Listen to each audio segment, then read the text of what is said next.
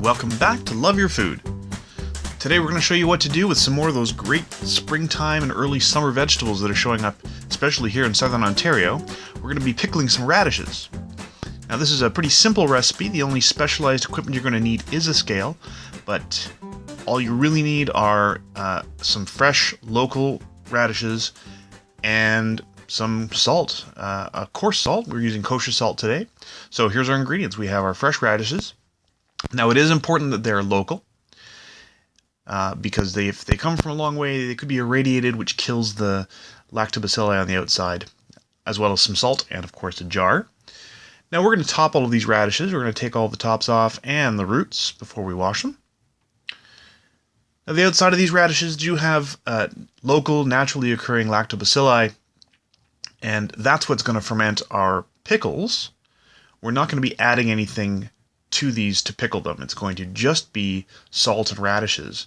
And you're going to see here in a second, after we've cut all these tops and bottoms off, we're going to give it a pretty good scrub.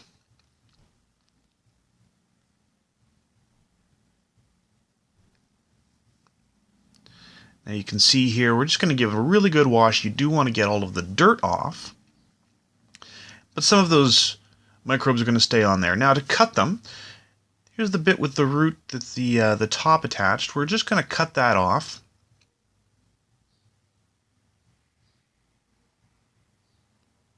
And then you want some nice even slices. So we're going to show you a couple ways to do this. So you don't want that little green bit with the root or the stem. And this method takes a very sharp knife and a very steady hand. You want very even slices so that they sort of ferment all at the same rate. So here you can see Chef Caleb is just giving them a nice little cut. Those are pretty even, nice even slices.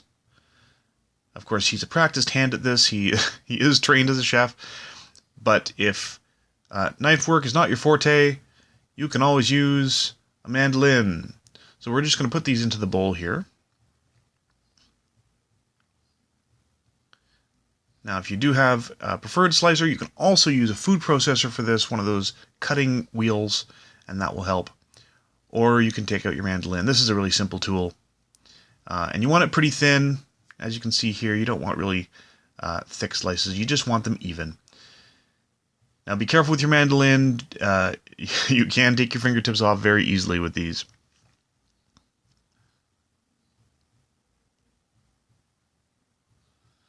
So what you can see here, we're going to be slicing up our vegetables. They've already been washed. And then we're going to add the salt to them. And these are going to be a fermented pickle. They're not a vinegar pickle. They're going to make their own lactobacilli just from what was on the surface of the vegetable. So we've weighed it here. Make sure you know the weight of your bowl, because you want the weight of the vegetable inside. And the amount of salt you're going to use is about 2.5% of that. So if you need to do the math with that,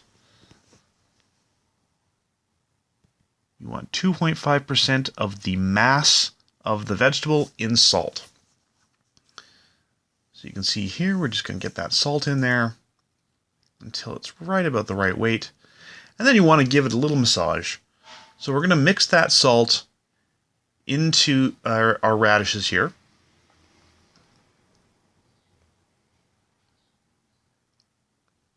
And you want to give it a good rub. You want to make sure that it's actually getting into the flesh of the radishes or whatever vegetable you're going to be pickling with this. And you may be wondering, where is the brine going to come from? Well, we're going to get these really nice and covered in the salt, and we're going to let it sit for about an hour. You want to use a pretty good coarse salt, but not an iodized salt. It really changes the flavor quite a lot. So a kosher salt, sea salt or rock salt, as long as it's in pretty nice sized flakes, not too big chunks, but also not too fine. And the iodine also interferes a little strangely with the fermentation process. It gives it quite a metallic, unpleasant flavor. So there you go. We've got the salt in there, and we're just going to let that sit. We're going to come back to that in about an hour. And there it is. After an hour, you'll see how much water has come out of those radishes.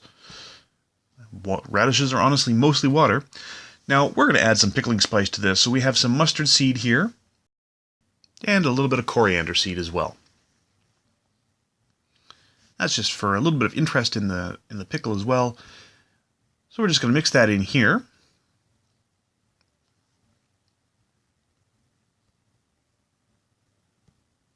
And we're going to give it one last little stir here.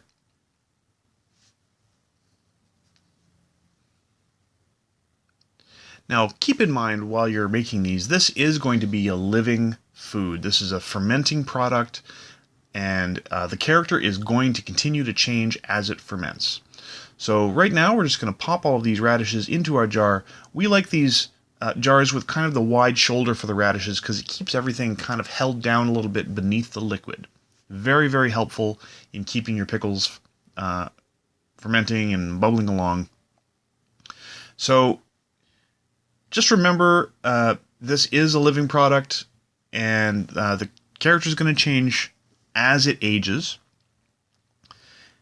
And we're going to ferment this at room temperature for a few days, not completely covered. So we're going to put the lid on the jar, but we're not going to seal it because there's a little bit of gas that builds up and you don't want to pop the top or break your jar or anything like that. So we're just going to get these stuffed in there. You'd want to try and make sure that there's as little space for air bubbles as possible. You want to pack them in pretty tightly. The amount of radishes we had was maybe a tiny bit short for the jar we're using. But there you can see we've got everything in there. And Chef Caleb is making sure he's got a good, tight bunch of radishes in there with as little space for air as possible. And then he's going to pour the rest of that water, basically the radish brine that came from the radishes, onto the top there.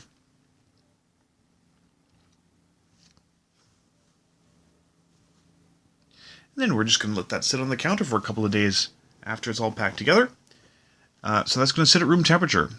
And you want basically to keep that on the counter until some bubbles start to show, or until the surface just starts to develop. And I know it sounds terrible, a little bit of scum. That is yeast. It's like a white film on the top. You can skim that off. It's not going to hurt you. It's not bad for you. Don't let it get moldy. Yeast itself is not mold. It's perfectly healthy. It's just eating some of the sugars in the radishes that you've fermented here. Now, we use these radish pickles in just about everything. They are awesome chopped up in salads. They are amazing as toppings on sandwiches. They're great on burgers. They go with just about anything you can imagine. They're nice on the side of cheese boards with really fine cheeses and charcuterie. We use them all the time. We go through them very, very quickly, in fact. If you want to make this spicy, you can also toss in a couple of dried chili peppers. I would usually recommend one at the bottom and then one about halfway up as well. Just to give it a little bit of an even heat all the way through. We have done that in the past. They're very nice when they're spicy as well.